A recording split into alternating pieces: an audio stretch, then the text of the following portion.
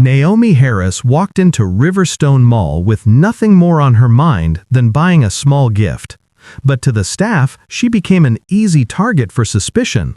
Security guards Marcus Blake and Ethan Cole closed in, and Jordan Ellis, an officer notorious for his arrogance, stepped forward, turning suspicion into oppression. What they didn't know was that behind Naomi's calm gaze lay 20 years of experience and the commanding badge of a captain. They thought she would quietly endure, but the truth about to surface would make them all pay the price.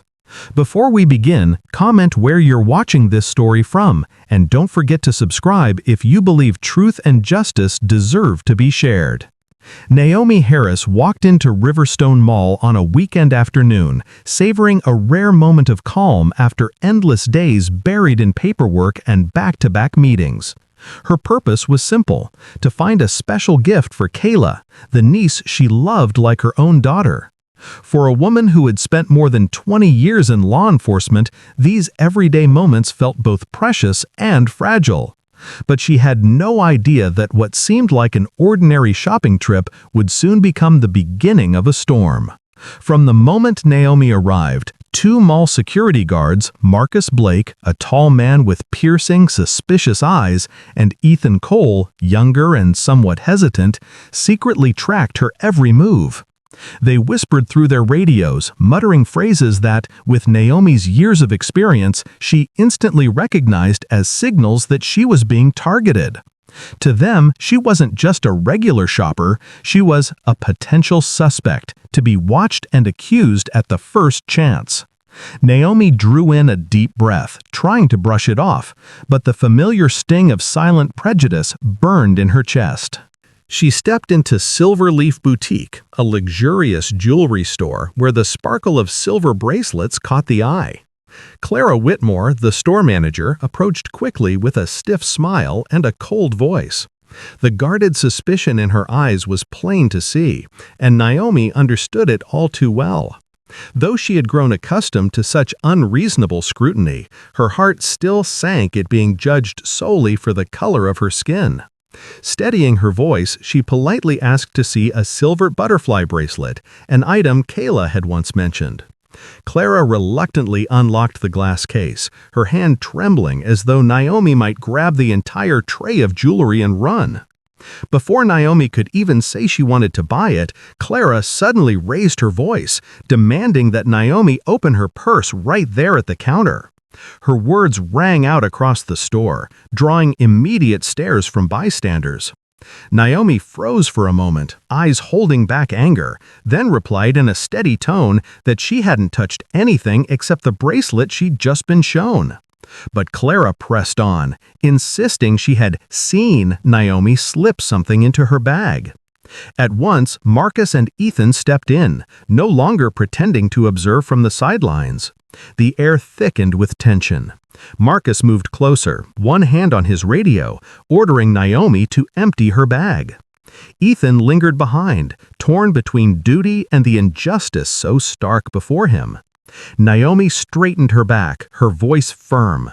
"Without evidence, you have no right to touch my personal belongings." The calm finality in her tone made the atmosphere even heavier. Customers murmured, and several phones were raised to record. In an instant, the boutique became the center of attention. Tensions escalated further when Jordan Ellis, an officer notorious for his aggression, arrived. His voice boomed over the store's music, dripping with arrogance and challenge.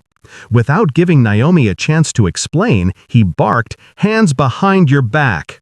Naomi lifted her chin, maintaining her composure, but the fire in her eyes revealed the humiliation and anger she held back. Then she spoke, her voice clear and commanding. "I am Captain Naomi Harris of the Brookhaven Police Department." The store fell silent. Clara froze, Ethan stood shocked, and Marcus scowled in disbelief.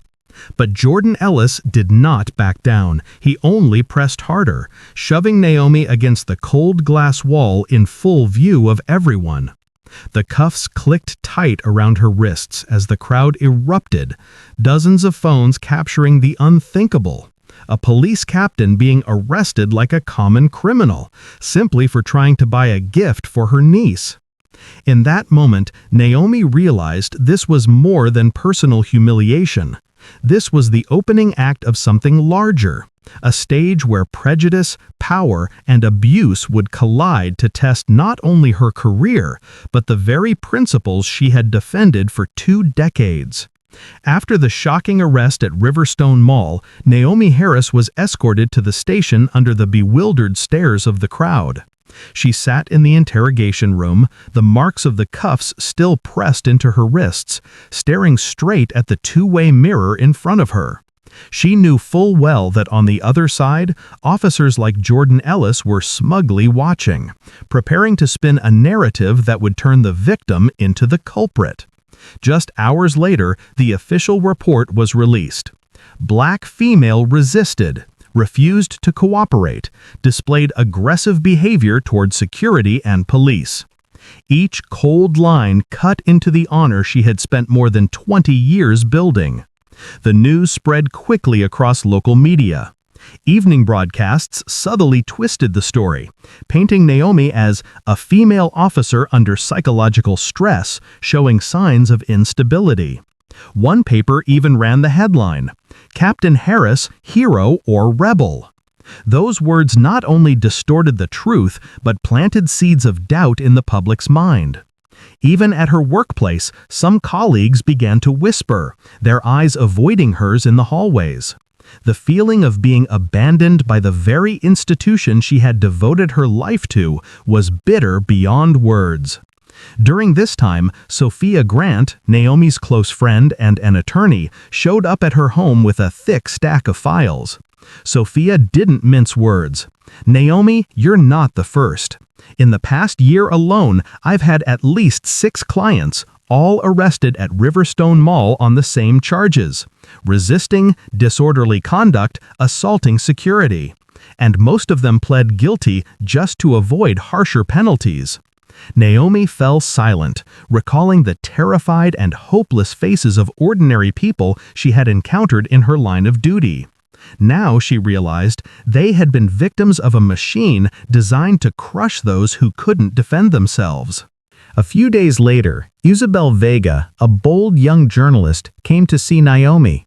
She spread out piles of financial documents she had been secretly gathering for months. The bold headline on top made Naomi's heart sink: Horizon Correctional Services Private Probation Contracts. Isabel pointed to the numbers.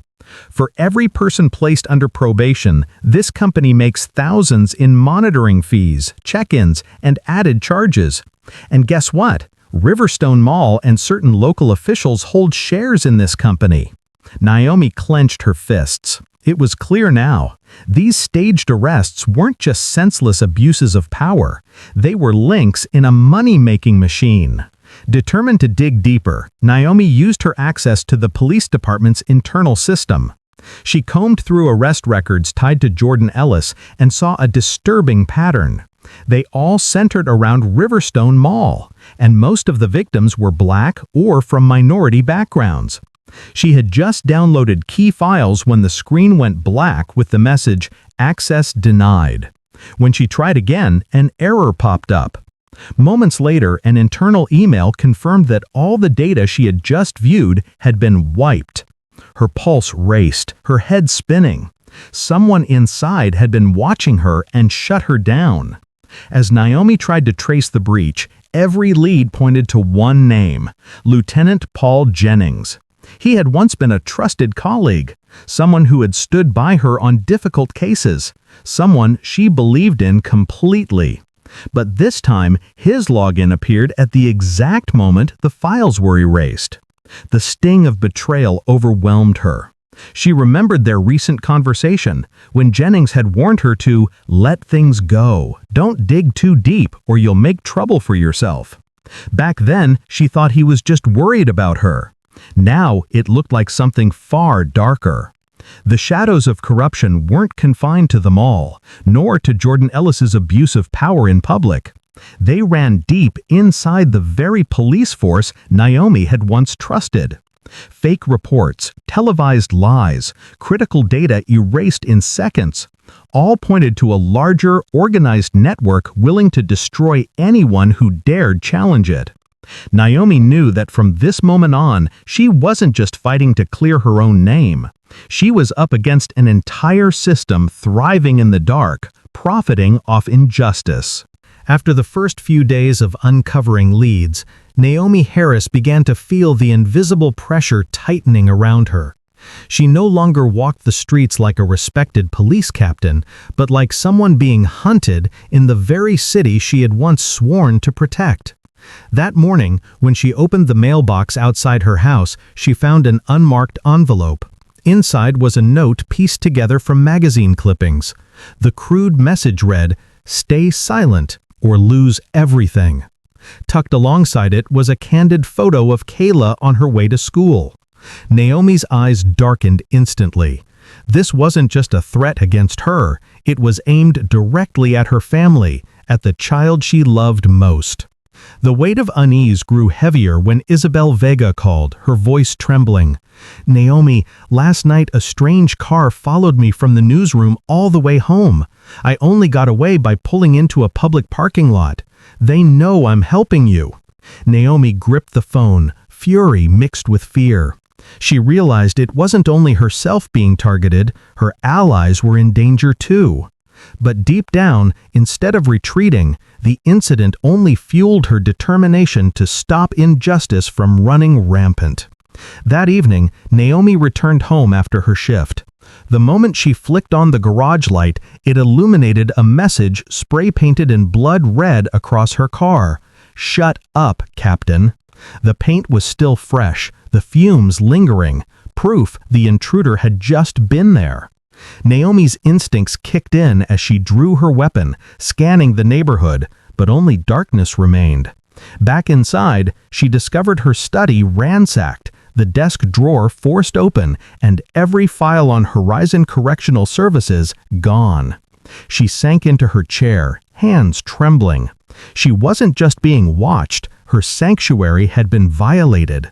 The intruders wanted her to know no secret of hers was safe, and any evidence she gathered could be erased at will. The next day, in an urgent meeting with Sophia Grant and Isabel, Naomi laid everything out. Sophia's voice was firm. "We have to think about safety first. Kayla needs to be taken somewhere else for a while. You should consider leaving your house, too." Naomi shook her head. "If I run, they win. This isn't just about me, it's about the dozens, maybe hundreds of innocent people already trapped in this filthy system." Isabel nodded, her eyes glinting with courage despite lingering fear. "I'm in, but we need more evidence, something undeniable." At that moment, a flicker of hope appeared when two witnesses came forward. A single mother arrested simply for forgetting a receipt, and a 17-year-old boy accused of resisting arrest when all he did was hold up his phone to record. They wept as they recounted how they were threatened, coerced into signing confessions, and forced to pay hundreds of dollars a month into the private probation program. Naomi listened intently, jotting down every detail, her anger mingling with guilt. Each story was another piece exposing the monstrous machinery behind Riverstone Mall. That night, Naomi sat alone in her dark living room, the desk lamp casting a tired glow over her face. She gazed at the photo of Kayla on the wall, her heart aching. Outside, the sound of a distant engine faded into silence, but to Naomi, it felt like a blade hanging over her head. Threatened, followed, betrayed from within her own ranks, she knew this fight had no safe retreat.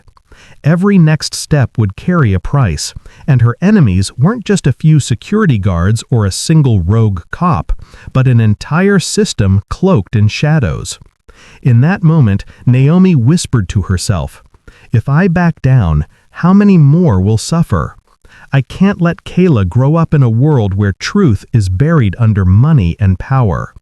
The fear was still there, but it had transformed into fuel for her resilience. Naomi clenched her fists, ready to face whatever storm awaited ahead. Naomi Harris stepped out of the police station on a misty morning, her face still marked by the strain of days under relentless pressure. She didn't expect to find a group waiting outside. Reverend Samuel Price, the black pastor deeply respected in the Brookhaven community, stood at the front with unwavering eyes. Beside him was Lydia Tran, an Asian American teacher who had quietly gathered dozens of testimonies from parents and students, and Jerome Davis, the neighborhood's well-known barber who never hesitated to confront authorities whenever injustice appeared. Before Naomi could react, they moved closer, their looks of trust speaking louder than words. "You are not alone." Samuel Price's voice rang out, warm yet unyielding. "We've heard and seen enough. This isn't just your fight, Naomi. This is our community's fight." He held up a thick file filled with statements from victims wrongfully arrested at Riverstone Mall. Lydia added, "My students tell me how their parents were searched in front of them over baseless accusations. We can't let this continue." Naomi felt her throat tighten, her shoulders, long used to carrying weight alone, suddenly eased by their support. And then came another spark of hope. Tiana Rivers, a young woman in her 20s who had quietly filmed the moment Jordan Ellis handcuffed Naomi at Silverleaf Boutique. At first, Tiana had only posted a short clip online, but now she brought the full recording, never released before. In it, Jordan's voice was clear. "Just pin resisting on her, that's enough to put her in the system." Those words hit like a bomb, undeniable proof that Naomi's arrest had been staged. The news spread like wildfire. Isabel Vega quickly uploaded the video to a major platform, paired with her analysis of the shady financial ties between Horizon Correctional Services and the Harrington conglomerate. Within hours, tens of thousands of views became hundreds of thousands, then millions. Hashtags demanding justice for Naomi Harris flooded social media. Mainstream outlets were forced to cover the story, and public opinion shifted, from doubt to full-on questioning of the system behind Riverstone Mall. A week later, the plaza in front of the mall turned into a sea of people. Thousands of Brookhaven residents, workers, students, mothers, elders held banners high. "Justice for Harris! Stop the false arrests!" Homemade signs waved as young voices chanted slogans like pounding drums. Naomi stood at the edge of the crowd, overwhelmed with a mix of awe and gratitude. She had once thought she had to fight alone, but now the strength of her community was fanning a flame that couldn't be extinguished. Sophia Grant climbed onto a makeshift wooden stage, her voice booming through the loudspeaker. "We're not just demanding justice for Naomi Harris. We're demanding justice for everyone turned into a number in falsified reports, for everyone forced to pay into this filthy probation system." Applause thundered, merging with chants that shook the entire square. Naomi was pulled up to stand beside Sophia. For the first time in weeks, she allowed herself to smile. Facing thousands, Naomi's voice was low but powerful. "I once thought justice only lived in the uniform I wore. But today, I understand true justice lies in the hands of the people, those who dare to stand and say no to injustice." The crowd erupted, cheers echoing down city blocks. In that moment, Naomi was no longer just a victim reclaiming her dignity. She was a symbol of courage. Yet beneath the joy, Naomi felt a chill run down her spine. She knew those behind Jordan Ellis and the Harrington Empire would not let go so easily. The crowd was on her side, the evidence was surfacing, but the real storm might only just be beginning. That night, Brookhaven City Hall blazed with light, thousands packing the square outside for the council's emergency session. Reporters from across the region crowded in, cameras lined up in rows. The air was thick, part outrage, part hope. This was no longer just Naomi Harris's case. It had become a public crisis, with the whole city watching. Naomi entered the chamber to a mix of applause and chants of "Justice for Harris." The police uniform on her shoulders no longer stood merely for state authority. It now symbolized resistance and resolve. At her side were Sophia Grant, Isabel Vega, and Reverend Samuel Price, steadfast allies who knew this moment would decide the course of the entire battle. When Mayor Douglas Wright struck the gavel to open the meeting, the room erupted into argument. Harrington Corporation's attorneys flatly denied all accusations, dismissing the movement as nothing but social media hysteria. Jordan Ellis sat smugly in the front row, arms crossed, flashing mocking smiles as if convinced everything would be buried under paperwork and legal jargon. Naomi took a deep breath and stepped up to the podium. She didn't begin with complaints, but with a question that rang out. How many in this room have seen their families humiliated over a baseless accusation? How many have watched brothers, sisters, children forced to sign confessions for crimes they never committed? Silence fell. She pressed on, her voice low but firm. I am a police captain, and I was treated like a criminal just for saying no. If this can happen to me, it can happen to any of you. At that moment, Isabel handed Naomi a USB drive. On the big screen, Tiana Rivers' unreleased video played. The footage showed Jordan Ellis, seconds before arresting Naomi, turning to security and saying, "Just slap resisting on her. That's enough to get her in the system." The words echoed, raw and unmistakable.